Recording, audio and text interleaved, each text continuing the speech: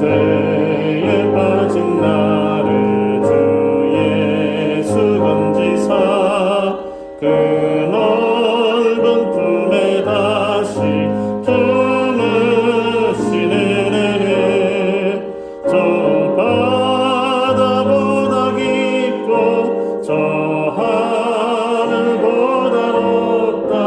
그 사랑 영원토록 나 찬송하리라. 날로 더욱 귀하다. 날로 더욱 귀하다. 한이 없이 넓은 우리 주의 사랑 날로 더욱 귀하다.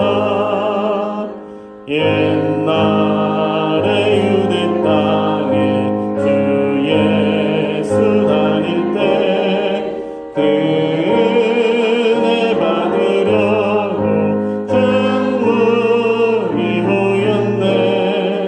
눈먼 자 병든 자를 다 고쳐주셨으니 나 같은 죄인까지 그 은혜 받도다. 날로 더욱 귀하다. 날로 더욱 귀하다. 한이 없이 넓은 우리 주의 사랑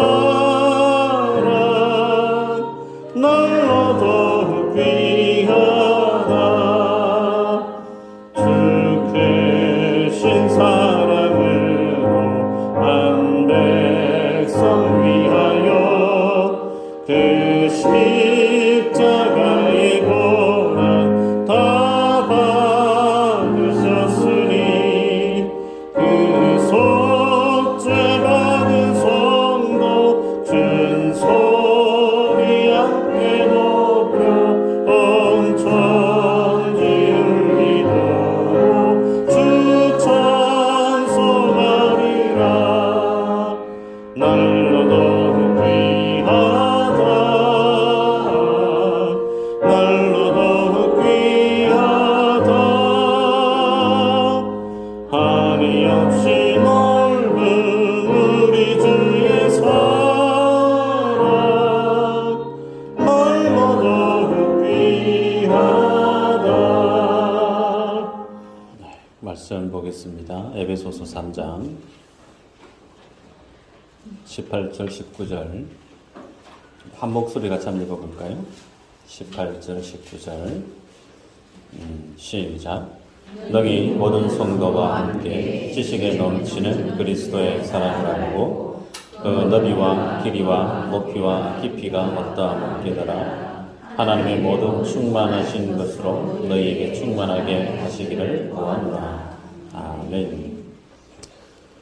넘치는 그리스도의 사랑이라는 제목으로 말씀을 나눕니다. 지난 시간에 우리들은 예수 그리스도가 우리 마음에 주로 혹은 또 그리스도로 가는 성도는 그 속에 성도됨에 대한 표지가 나타난다 그랬습니다. 그래서 예수 그리스도 안에 믿음의 뿌리가 박히고 터가 굳어져 있는 성도는 그 삶 속에서 구원받은 성도의 표지가 드러나는데 그 모습이 결론적으로 어떤 것이었느냐 하면 사랑하는 것으로 사랑함에 대한 모습으로 나타난다 그렇게 말씀을 했습니다. 그 사랑과 동의어를 가질 수 있는 표현은 거룩이라고 말할 수 있고 혹은 인격의 변화 혹은 성령의 열매 같은 뜻으로 차용할 수가 있습니다. 그래서 성도가 최선을 다해서 주어진 그 일들을 감당하고 열심을 내서 교회에 봉사하고 충성한다 할지라도 그 중심 속에 사랑함으로 인한 동기로 그 일을 하지 않게 되어지면 그 모든 일들은 소위 종교 행위로 전락되어지기 쉽다 그랬습니다. 그래서 사도 바울은 고린도전서 13장 1절 이후로 힘주어 강조합니다. 천사의 말을 한다 할지라도 사랑이 없으면 울리는 구리와 꽹과리가 된다. 심지어 모든 것을 구제하고 내 몸을 불사르게 내어준다 할지라도 사랑이 없으면 아무 유익이 없다. 그렇게 선언합니다. 그래서 최고는 사랑이다라고 사도 바울이 힘주어 강변하죠. 때문에 하나님을 사랑하고 이웃을 사랑하는 그런 모임 속에서 그 마음 속에서 행하는 그 모든 것들은 하나님이 기뻐 받으시는 거룩한 산 제물이 되지만 하나님을 사랑하고 이웃을 사랑하는 마음에서 기인하지 않은 그 모든 것들은 하나님과는 아무런 상관이 없는 소위 종교 행위로 전락할 수가 있다는 거죠. 그래서 우리들은 늘 주님 앞에 믿음의 삶을 살아갈 때 내가 이 일을 왜 해야 되는지에 대한 분명한 자기 이해가 있어야 됩니다. 내가 왜 DGS 말씀 묵상반에 수강 신청을 하고 확신반에 수강 신청을 하고 아직까지는 우리가 전도팀이 구비되어 있지 않지만 봄날이 되고 좋은 날이 되어지면 제 욕심은 그래요. 우리 미수제일교회에서도 전도팀이 좀 구성되어지면 참 좋겠다. 그래서 지금 우리 교회와 함께 전도하고 싶어하는 교회들이 있어요. 미수제일교회는 전도 안 해요. 저한테 계속 찔러요. 그래서 하고 싶은데 제가 게을러서 아직 못하고 있습니다.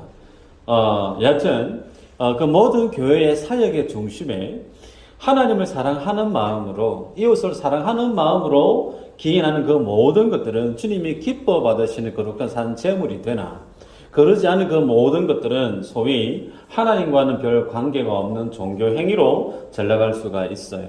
그래서 사도 바울은 에베소 교회 성도들에게 간절히 기도하죠.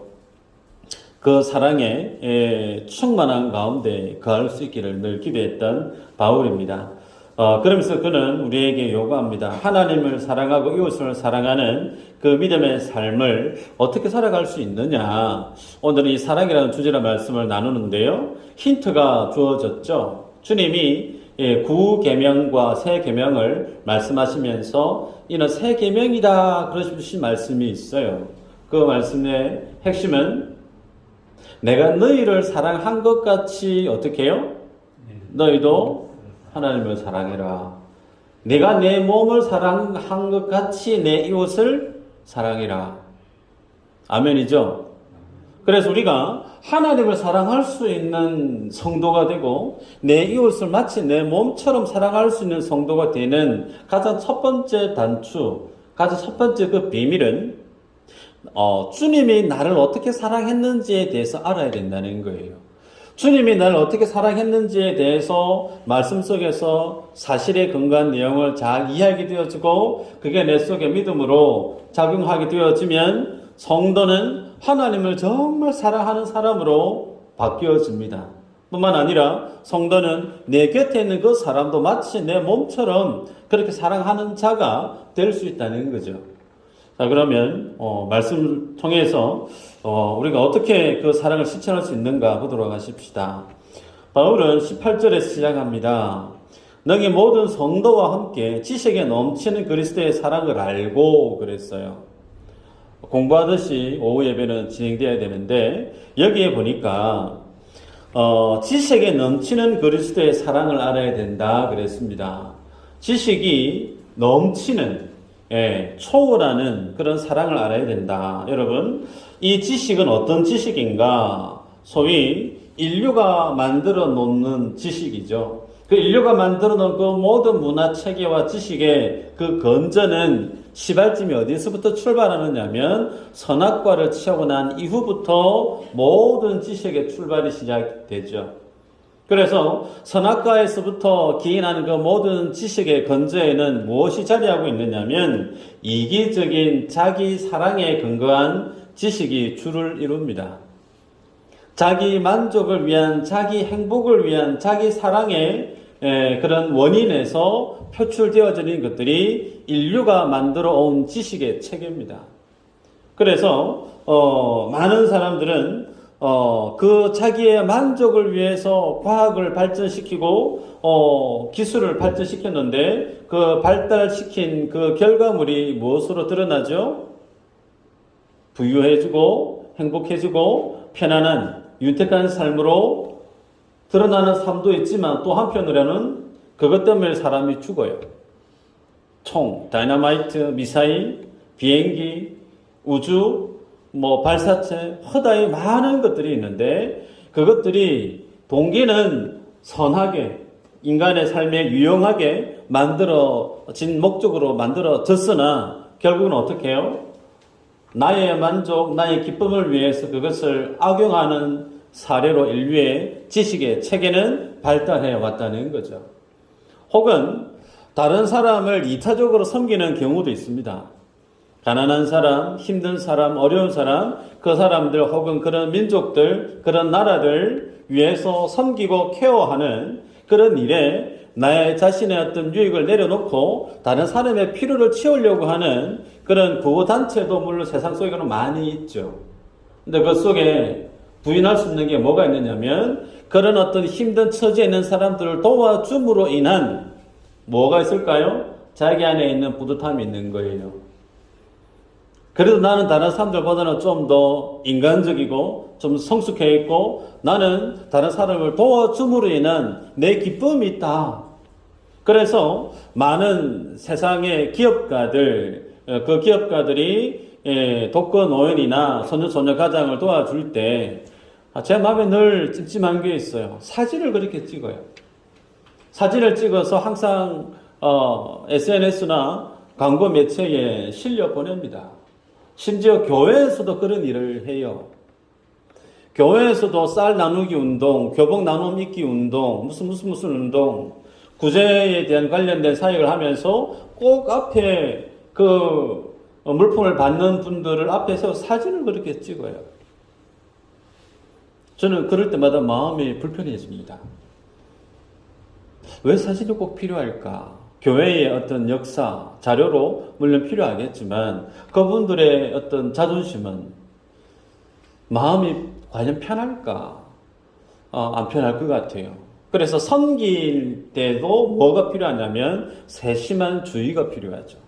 그분의 마음, 그분의 생각을 좋게 읽어냄으로 인한 그분에게 정말 순전히 그분을 섬길 수 있는, 숨어서 섬길 수 있는 그런 지혜로운 사역이 필요합니다. 자, 여하튼 이런 어떤 세상의 모습들, 그 모습들은 하나같이 자기 자신의 만족을 위한 지식의 체계로 발달해 왔는데 사도 바울은 18절에서 그 지식을 넘치는 소위 아담 이후로 선악과 이후로 인간이 만들어 왔고 추구해 왔던 그 지식을 초월해내는 그리스도의 사랑을 알아야 된다라는 겁니다. 자, 그게 뭔가 보도록 하십시다. 신명기 7장 9절에서 11절 PPT 말씀이 있을 텐데 한번 읽어볼까요? 시작.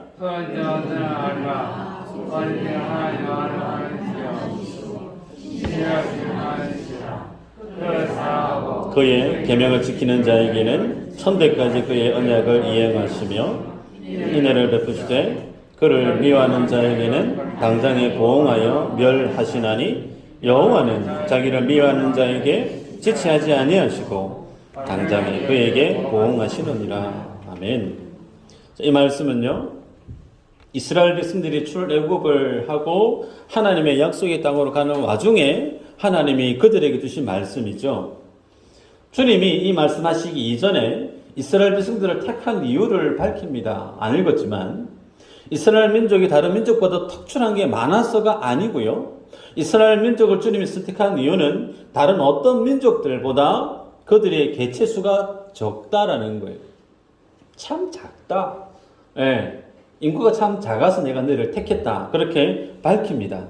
뿐만 아니라 주님이 그런 어떤 그들을 선택하고 난 이후에 하나님의 예정하심과 하나님의 사랑하심 속에 그 언약을 성취하기 위해서 그들에게 주님이 구원을 그리고 출애굽을 시켰다. 그렇게 언급을 하십니다. 그렇게 하나님의 사랑하심과 하나님의 구원을 경험한 이스라엘 백성들에게는 하나의 의무가 주어졌는데 그것이 뭐냐면 하나님의 규례와 하나님의 말씀을 지켜야 되는 절대 의무가 주어졌어요. 그래서 좀 전에 읽었던 말씀에 보니까 하나님의 언약을 이행하는 그에게는 하나님이 천대까지 하나님이 은혜를 주십니다. 그런데 하나님의 말씀을 무시하고 주님을 미워하는 그에게는 주님이 당장에 뭐 한다고요? 보응하신대요. 여러분, 이 말씀을 이스라엘 백성들이 받고 난 이후에 정말 하나님의 말씀대로 살았던가요? 아니죠. 광야에서 1세대들이 다 죽고 맙니다. 1세대만 죽었나요? 아니요. 그들이 왕정 국가로 나아가서도 여전히 하나님의 말씀을 등 뒤로 버렸던 그들 아닙니까? 그러면 좀 전에 읽었던 이 말씀대로 그대로 하나님의 말씀에 의해서 이스라엘 백성들에게 적용해 버리면 지금 인류사 가운데 유대인은 지구상에 없어야 되는 게 맞아요. 전멸당해야 되는 게 맞다는 얘기죠. 그런데 여전히 유대인들이 남아 있습니다. 왜 그들이 이 땅 가운데 아직까지 존속하고 있고 그들의 이름이 세계 경제 혹은 정치 사회 속에서 두각을 드러내고 있는가? 하나님의 긍휼, 하나님의 은혜 외에는 달리 설명할 방법이 없습니다. 그래서 주님은 그들에 대한 하나님의 긍휼을 성경을 할애해서 계속해서 기록으로 남겨놓으셨어요. 예레미야 31장 1절에서 3절 말씀인데요. 제가 읽어드리면 여호와의 말씀이니라 그때에 내가 이스라엘 모든 종족의 하나님이 되고 그들은 내 백성이 되리라 여호와께서 이같이 말씀하시니라 칼에서 벗어난 백성이 광야에서 은혜를 입었나니 곧 내가 이스라엘로 안식을 얻게 하러 갈 때라 옛적에 여호와께서 나에게 나타나사 내가 영원한 사랑으로 너를 사랑하기에 인자함으로 너를 이끌었다 하였노라 그래요.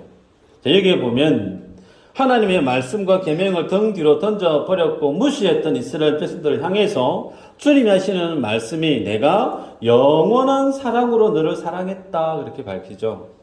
그 하나님이 사랑하시는 사랑은 때마다 시마다 온도차가 자세가 그 모습이 바뀌는 것이 아니고요. 하나님이 한번 입 밖으로 내뱉은 그 언약의 근거한 사랑하심은 영원하다 그렇게 말씀을 합니다. 그래서 그런 사랑을 이스라엘 백성들에게 계속해서 포기하지 않으시고 쏟아붓는 목적이 있어요. 그 목적은 한번 따라할까요? 내 백성 삼기. 네. 이스라엘 백성들을 다른 어느 민족으로 그냥 일반적으로 내버려 두는 게 아니고 이스라엘 사람들은 하나님이 온전히 구별해내서 자들만큼은 내 백성이야. 그리고 쟤네들의 하나님은 나 여호와 하나님이야. 이것을 주님의 목적을 삼으셨다는 거예요. 그래서 그 목적을 이루시기 위해서 하나님은 성막을 만들기 허락하시죠. 출애굽기에서 나아가서 솔로몬과 다윗 때에서는 하나님이 성전을 짓게끔 허락하십니다. 창조주 하나님이 우주를 관장하시는 그 거대하신 크신 하나님이 인간이 아무리 정교하게 만들고 열심을 내서 만든다 할지라도 그 좁은 그곳에 하나님이 임재하신다는 것은 현저히 하나님의 낮아지심을 뜻합니다. 그렇게 해서라도 뭘 하시겠다는 거예요? 내가 이스라엘 너희들을 내 백성 삼겠고 너희의 주인이 너희의 왕이 나 여호와 하나님임을 너희들에게 보여주겠다라고 하는 그들의 구원에 대한 하나님의 목적이 그들의 역사 속에 계속해서 족적으로 남겨놓고 있죠. 그럼에도 불구하고 이스라엘이 늘 행했던 삶의 행태는 여전히 동일하게 하나님의 말씀과 상반된 결론으로 나아가지 않았습니까?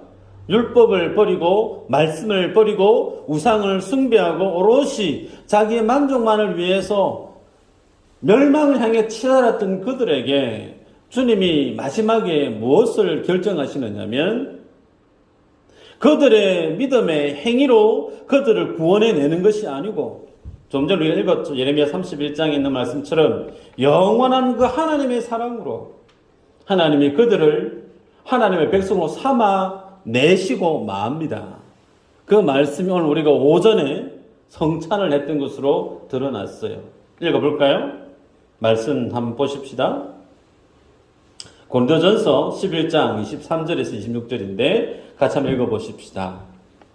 PPT 있나요? 시작. 내가 너희에게 전한 것은 주께 받은 것이니 곧 예수께서 잡되시던 밤에 떡을 가지사 축사하시고 떼어 이르시되 이것은 너희를 위하는 이것을 행하여 나를 기념하라 하시고 식후에 또한 그와 같이 잔을 가지시고 이르시되 이 잔은 내 피로 세운 새 언약이니 이것을 행하여 마실 때마다 나를 기념하라 하셨으니 너희가 이 떡을 먹으며 이 잔을 마실 때마다 주의 죽으심을 그가 오실 때까지 전하는 것이니라.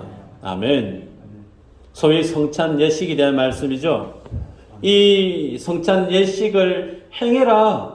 주님 오실까지 너희들 꼭 기념으로 행해라. 이걸 말씀하시면서 주님이 새 언약이다라고 말씀을 해요. 구 언약은 모세를 통해서 돌비 십계명에 의해서 기록되어졌으나 예수 그리스도가 너희들은 내 백성으로 주님이 삼으셨다고 하는 그 친백성 삼는 그 언약은 주님이 새 언약이다라고 말씀하시면서 어디에요? 우리의 신비에 새깁니다. 신비에 새기면서 예수의 피와 예수의 살을 너희가 취하고 먹음으로 친히 너희는 나의 백성이 되게 하겠다고 주님이 새 언약으로 말씀을 주셨죠. 여러분, 로마서 5장 8절 말씀 한번 읽어보도록 하면요. 그 내용이 이렇게 나옵니다. 우리가 아직 죄인 되었을 때에 그리스도께서 우리를 위하여 대신 죽으심으로 우리에 대한 그 하나님의 사랑을 확정했다고 그랬습니다. 아시는 말씀일 텐데요. 그 하나님의 사랑을 우리에게 주님이 확정했을 때 우리가 주님 앞에 어떤 존재로 드러났었느냐면 성경은 하나님과 원수 되어졌었다라고 얘기를 해요. 원수 되어졌던 그들이 우리인데 그런 우리는 늘 죄를 먹고 마시고 하나님과 전혀 상관없는 오롯이 나만을 위한 삶을 향해 내달려 갔던 인생들이었습니다. 그래서 하나님과 원수 사이였던 우리라고 성경 우리에게 밝히고 있죠. 그런데 그런 어떤 우리에게 심지어 우리는 내가 구원을 받아야 되나 라고 하는 인지의식조차 없었던 때입니다. 그랬던 우리의 모습을 주님이 보시고 하나님이 친히 독생자를 살찌져 죽이셔서 십자가의 어린 양의 제물로 만드셔서 우리에게 하나님의 생명을 구원을 선물로 주셨다는 거죠. 이게 십자가의 복음이죠. 그런데 더 사실적인 것은요. 정작 우리들이 그러한 하나님의 사랑을 요구한 적이 있었던가라는 거예요. 자, 한번 해보시길 바랍니다.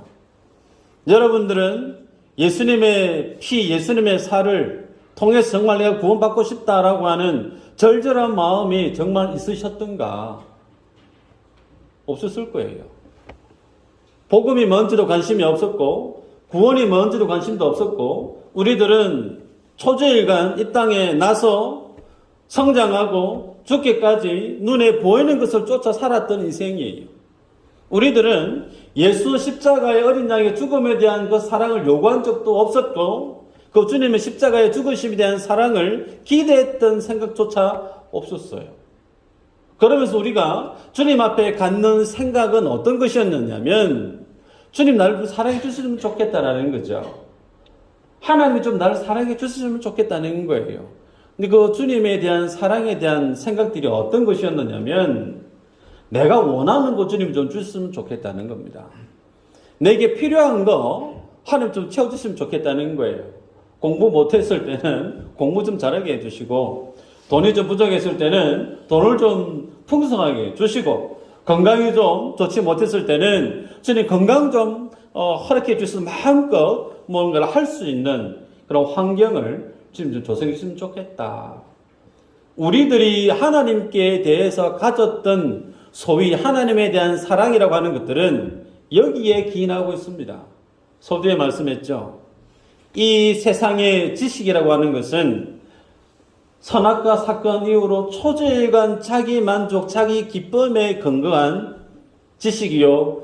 나에게 유익이 되고 나에게 기쁨이 되어지는 것들만이 무엇으로 해석되어지느냐면 하나님에 대한 나의 사랑으로 해석을 했다는 거예요.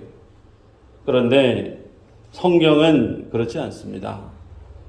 성경에 이스라엘 백성들조차도 우리와 똑같은 생각을 가지는데 한번 읽어드리면 말라기서 1장 2절에서 5절인데요.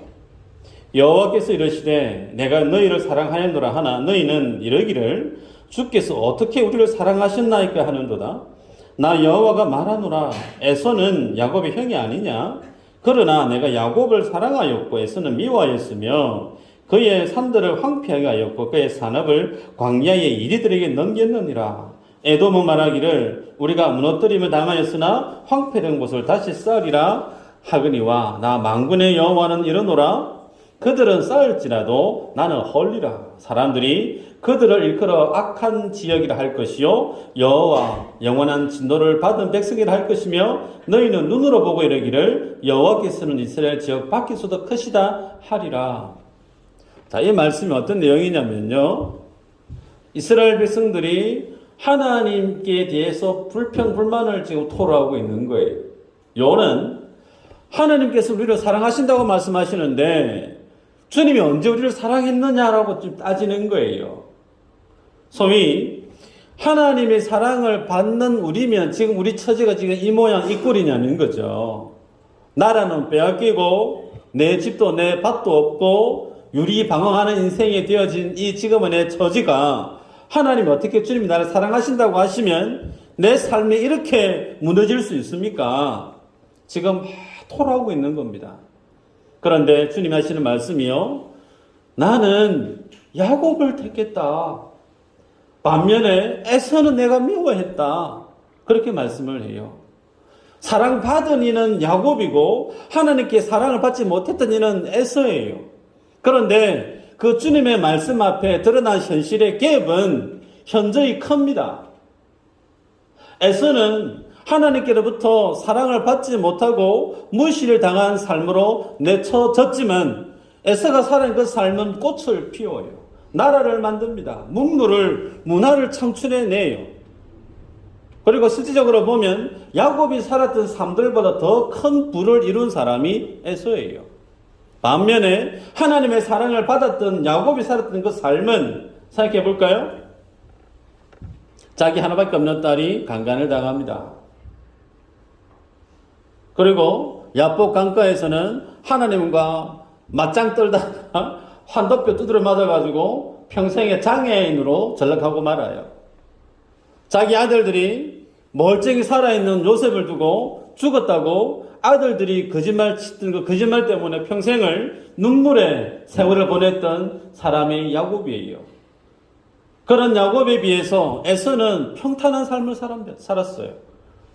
그다지 괴로움이 없었던 삶처럼 보입니다. 그랬던 그가 애굽의 바로 왕 앞에 나아가서 하는 얘기를 보면 참 아이러니하죠.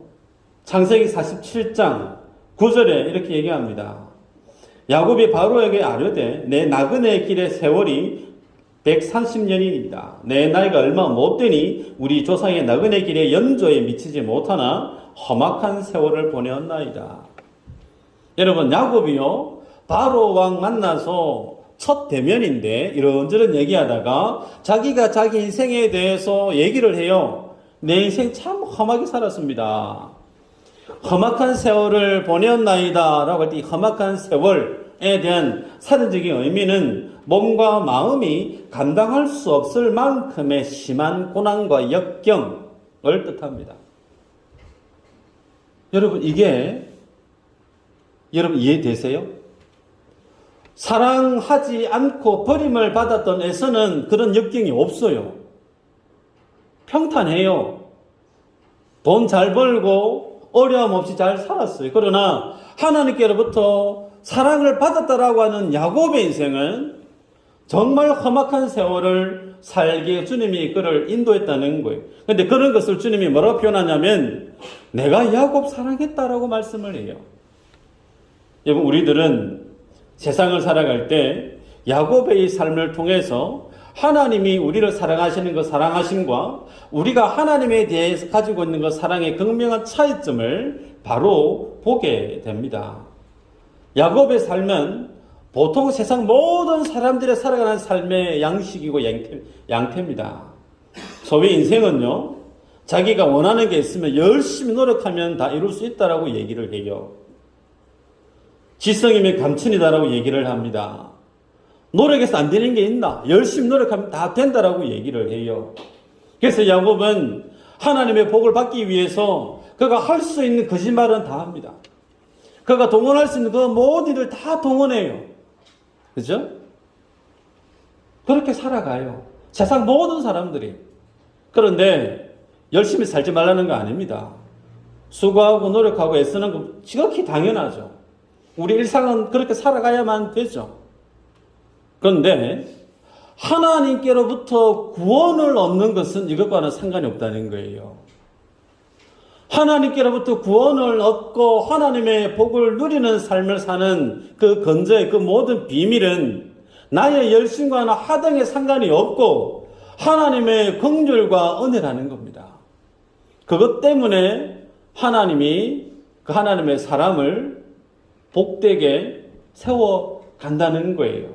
성경에서 그러한 과정을 한번 찾아볼까요? 시편 105편 16절 19절에 한 말씀을 읽어볼까요?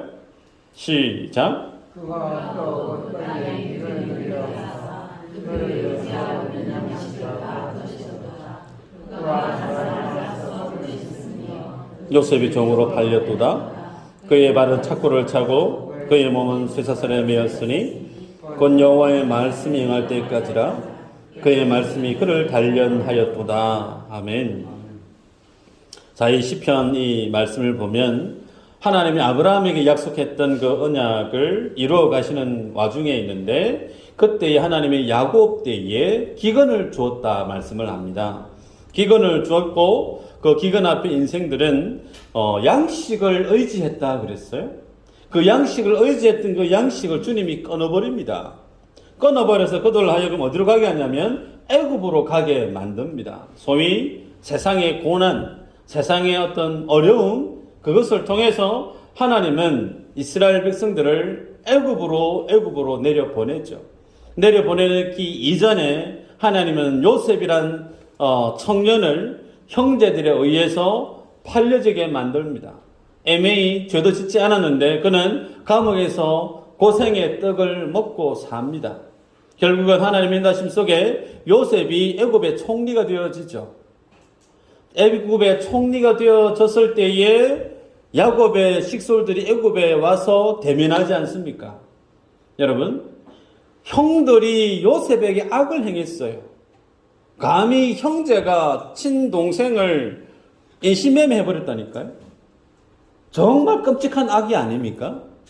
근데 그 끔찍한 악을 하나님 어떻게 역전시키시느냐 하면 그 악을 통해서 주님이 이스라엘 백성들을 구원해내시는 일로 만들어내세요. 이 이야기가, 이 사건이 무엇을 지금 조명하고 있느냐면 예수님의 십자가 사건을 그대로 표현하고 있다는 거예요. 예수님이 죄 없으신데 가룟 유다에게 뿐만 아니라 이스라엘 백성들에게 버림을 받고 죄 없으신 그 주님이 십자가에 달려 죽으십니다. 부당한 재판을 통해서 강압적으로 주님이 십자가에 죽게 하나님이 허용을 하세요. 그렇게 부당한 재판과 부당한 죽음을 통해서 종국에는 주님이 뭘 만들어내시느냐? 구원의 길을 주님이 만들어내시라는 겁니다. 그래서 구약에서 요셉의 사건은 신약에서의 예수님의 사건을 그대로 표현하고 있는 모형에 지나지 않는다라는 거예요. 성경은 이런 내용이 계속해서 나옵니다. 호세아서 말씀을 보면요, 호세아에게 주님이 명령합니다. 내가 내게 장가들어 영원히 살되 공의와 정의와 은총과 긍휼을 여김으로 내게 장가 들며 진실함으로 네가 장가 들린 네가 여호와를 알리라.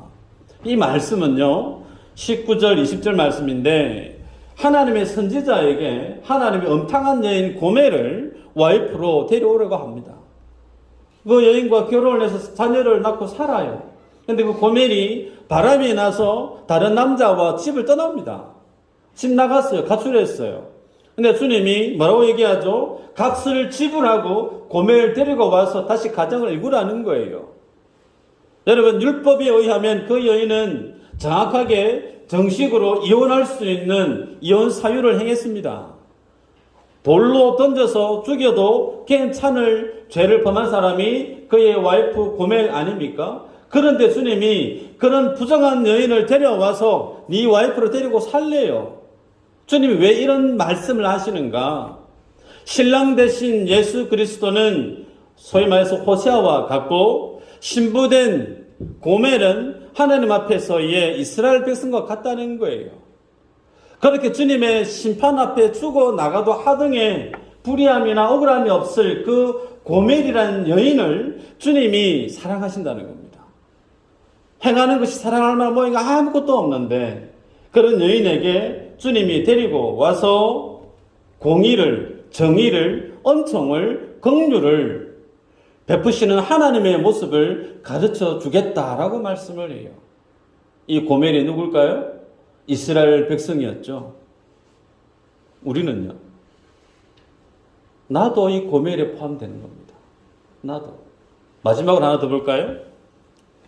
베드로 사건인데요. 마태복음 26장 31절 이후로 보면 예수님이 마지막 만찬을 앞두고 목요일 날에 제자들과 이런저런 교제를 하십니다. 그러면서 너희들이 나를 다 버리고 떠날 거다 라고 얘기를 하죠. 그때 베드로가 얘기합니다. 다른 사람 다 떠나도 나는 주를 떠나지 않겠습니다. 목숨 걸고 얘기해요. 그때 주님이 아니, 네 새벽 울기 전에 내 3번 부인할 거야 라고 얘기를 해요. 그래도 베드로는 인정하지 않습니다. 어디에요? 나는 주님 버리지 않을 겁니다. 내 생명 바쳐내 주님 따라갈 겁니다. 라고 얘기를 하는데 실제로 주님이 붙들리죠. 주님이 신문을 받습니다. 그때 베드로는 저주하면서 주님을 정확히 3번 부인하지 않습니까? 3번 부인했을 때 그 3번째 닭이 꽃기요라고 울어요. 그때 주님의 말씀을 기억났던 베드로가 가슴을 찢으면서 통회하고 가슴 아파하며 울죠. 그리고 나서 주님이 십자가 죽으시고 부활하시고 나서 베드로를 만납니다.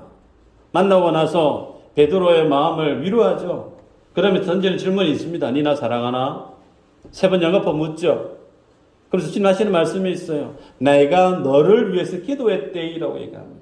네가 믿음에 떨어지지 아니하기 위해서 내가 기도했다라고 얘기해요. 여러분, 예수님이 베드로를 위해서 기도했다고 했는데 그러면 기도했던 그 주님의 기도에 근거하면 베드로가 예수님 부인하지 않아야 되는 거 아니에요? 부인해요. 부인해요.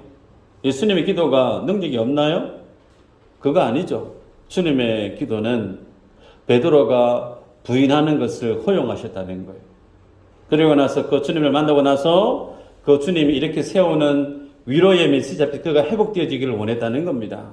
만에 하나 베드로가 다른 제자들 다 떠나가 버리고 자기 홀로 정말 나는 주님의 제자입니다 라고 하면서 가족 고문을 다 당했다 치십시다. 그리고 난 다음에 주님이 부활하시고 나서 베드로를 만났어요. 그러자 많은 도망갔던 제자들이 다 같이 왔어요. 그럼 무슨 일이 일어날까요? 다른 제자들은 하나님의 용서하심 때문에 얼굴도 못 들어요. 베드로는 어떻게 할까요? 고개 빳빳이 듭니다. 다른 사람 다 떠났지만 나는 주님 부인하지 않고 나는 믿음을 지켰어요 라고 하는 자기 자부심, 소위 그게 뭘까요? 자기의라는 겁니다. 자기의를 지닌 자는 하나님의 사도로 설 수가 없습니다. 하나님께 쓰임받을 수 있는 사람은 그 하나님의 긍휼을 아는 자예요. 그 하나님의 은혜를 아는 자예요. 그래서 그 주님만 의지하고 주님만 붙들고 살아가는 그가 하나님의 사도로 설 수가 있습니다. 그래서 주님이 베드로가 연약하고 넘어지고 배신하고 쓰러져도 주님이 그를 긍휼로 영원한 사랑으로 그를 붙들어 내죠. 이 구원의 비밀을 사도 바울이 익히 알아서 오늘 에베소 교회 성도들에게 그 지식을 뛰어넘는 그리스도의 사랑을 알아야 된다라고 기도하고 있습니다. 말씀을 맺는데요. 여러분, 이 사랑을 받은 이가 우리들 모두예요. 이 사랑에 빚진 자들이 우리예요. 내가 베드로고 내가 고멜이고 내가 야곱이에요. 부인할 수 있을까요? 부인할 수 없습니다. 쉼 없이 하나님과 상관없이 내 마음대로 살았던 이가 우리들이에요. 그런 우리들을 향해서 성경은 빼곡히 가득 채워서 하나님 우리를 어떻게 사랑하시는지에 대해서 기록으로 남겨놓고 있습니다. 그래서 묻습니다. 원수가 나에게 잘못하면 7번 정도 용서해 주면 됩니까? 큰 마음 먹고 베드로가 질문을 던지죠.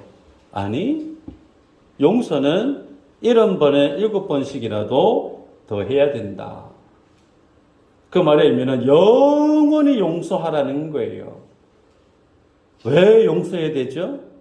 저 양반이 저 사람이 내한테 가슴에 대못을 받고 나에게 손해를 끼친 저 사람 똑같이 안갚음을 해줘도 속이 시원하지 않을 내 부족한 이 마음에 성경은 주님은 용서를 하라고 말씀을 해요. 왜요? 그 사람이 나에게 행한 것보다 내가 주님께 행한 것이 비교할 수 없을 정도로 큰 죄이기 때문에 그래요. 그 크신 하나님의 사랑을 경험한 사람은 70번에 7번씩이라도 자기에게 잘못한 그 사람을 용서할 수 있게 된다는 거예요.